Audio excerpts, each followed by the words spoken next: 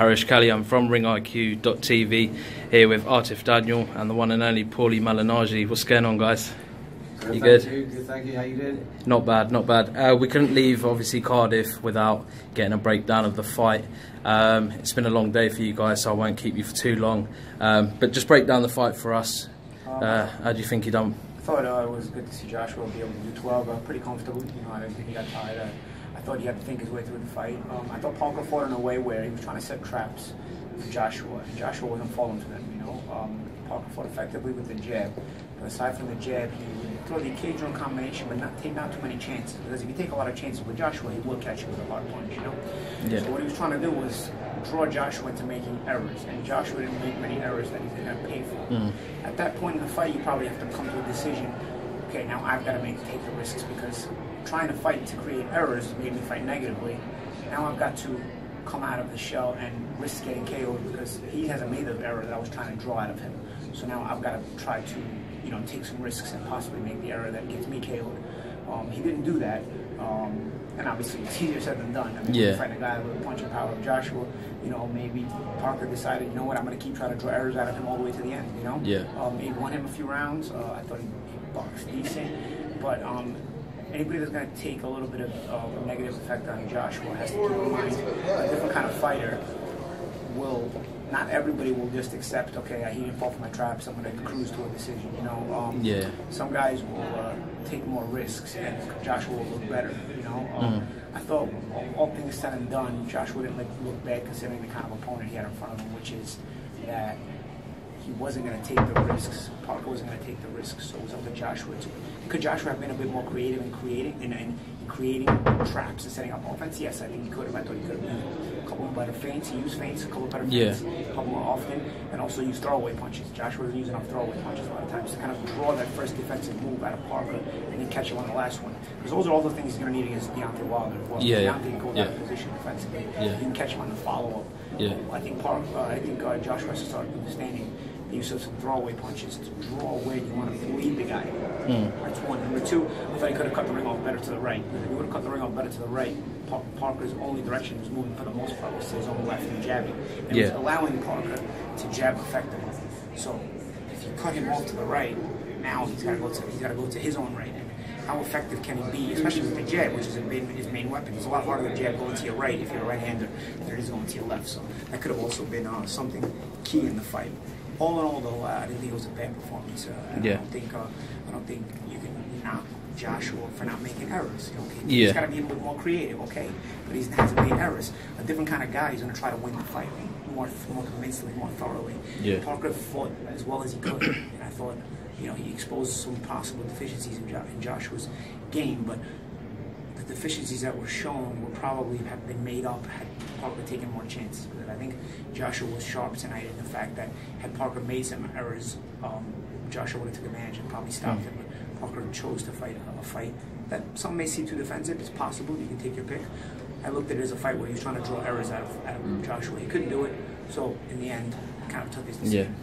How do you think, obviously, for Joseph Parker to have more success, what would you have him do differently? He's a little bit of a small heavyweight. I think he's a brilliant tactical fighter, and I think he's going to give a lot of people problems. You know, I don't think he's going to beat the biggest of the heavyweights, Wilder or Joshua. You know, but I think he shows himself to belong in the ring with them. You know, I don't think he looked outclassed tonight. I just thought, you know, Joshua was a better fighter.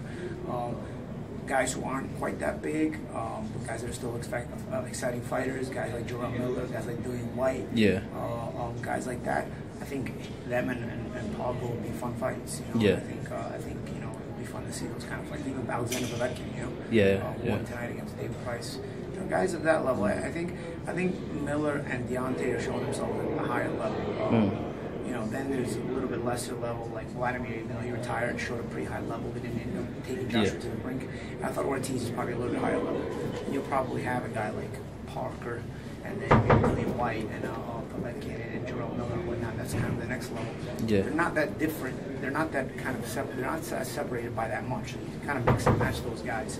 But I think you're starting to see Wilder and Joshua are the elite two.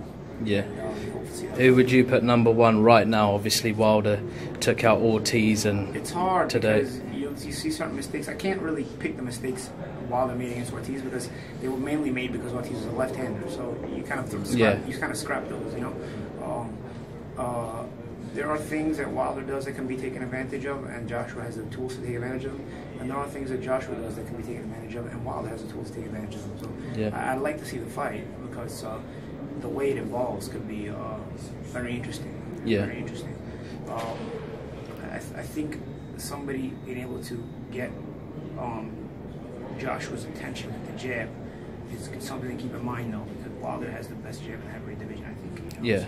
So I think it's something he snaps it quite well. Yeah, I think what I'd like to see Joshua doing is parrying some jabs as well. He allows the jab sometimes to put him out of position. He'll slip it, but he'll go back, or he'll slip it, it'll be too big of a move. Yeah. And sometimes it'll hit him too. So one way or the other, it's controlling it because it's making him give the ground. It's allowing the other guy. Big man. It's allowing. What's going on? It's allowing the other guy to cover that ground. You know, sometimes Joseph was trapped, and the jab, even though it didn't land, it made Joshua give ground, and he was able to take back the center of the ring. So a lot of times what you can do instead of slipping it or going back, just parry it right from there. You know what I'm saying? Of course, then the adjustment the other guy would make is fake the jab and throw a left hook. Yeah. But of course, you let it get there. You know what I'm saying? I think sometimes if you see that kind of jab, parry so you don't have to give your ground, and you can keep the guy right there. You know? So small adjustments, you know, small, but something that could change the evolution of the fight. You know? I think the biggest thing tonight was him not cutting off the red. I think if he cut the ring off his red, I think a lot of things could change. Yeah. Do you think Joshua had it in the back of his mind that he might have to take Parker 12 rounds today? Yeah, obviously he came in lighter than usual as well, didn't he? I think he was ready to carry on the extra weight. I think yesterday in the meetings with us at Showtime, he mentioned that carrying around that big weight against Klitschko and whatnot, he's kind of tired of us, so he wanted to be a little lighter because he felt the fight.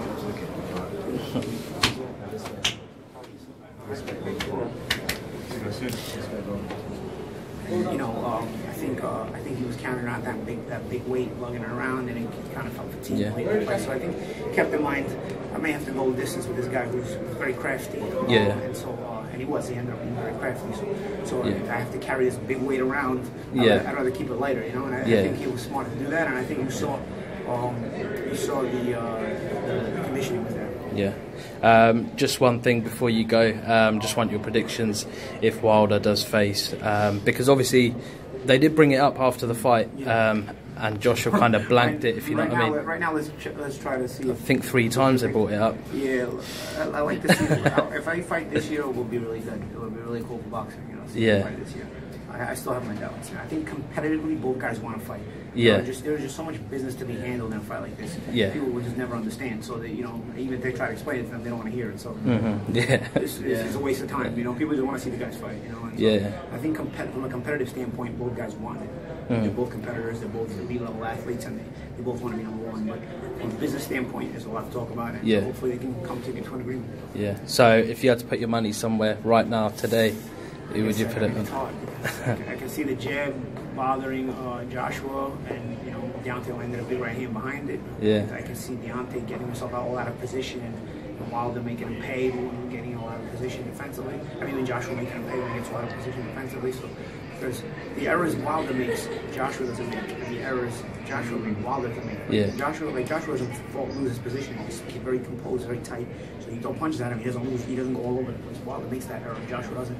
But then Deontay's a lot harder to beat with the jab because he's got such a good jab. So and that can create more errors from you if he's landing his jab. You know, so there's opportunities for both guys. It's just who's going to make that adjustment to the other guy's style. You know.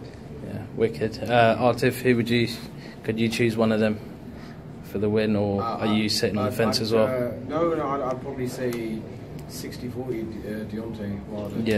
I think. I just think his style is, you know, his speed, his hand speed, his foot speed. He's very agile, especially for a heavyweight. Definitely, his movement in the ring is, you know, it's very, very good. Paulie said his jab is fantastic. His power is dynamite. I think Deontay's power is very different to Anthony Joshua's power. I mean, Anthony Joshua's power is more, you know, sort of several punches and it's like bang, bang, and it's like, you know, wow, and then, you know, he can get a stoppage in it. Deontay has concussive power with one punch. You know, that's the difference there. But in heavyweight division, both solid punches, but Deontay's is phenomenal. I think Joshua has probably more brute strength. We've seen Joshua not get one punch knocked down, one punch knockouts. Yeah. Deontay has more snap. You know, I think these last 2 fights have told us anything. Joshua was probably what this is against Carlos to come. It was a gift to stop that fight. You know, so it's probably 2 fights in a row where he would have won the distance. You know? Yeah. So I'm starting to see.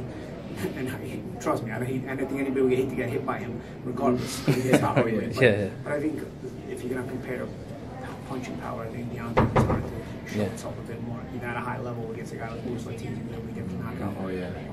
He's never been down before. I think so. I think punching power wise, you give Deontay the edge, but doesn't necessarily mean anything because if Joshua hits you on the chin, you might still go. Definitely. So you know, that's more for fans to debate about. You know, just take that as you will.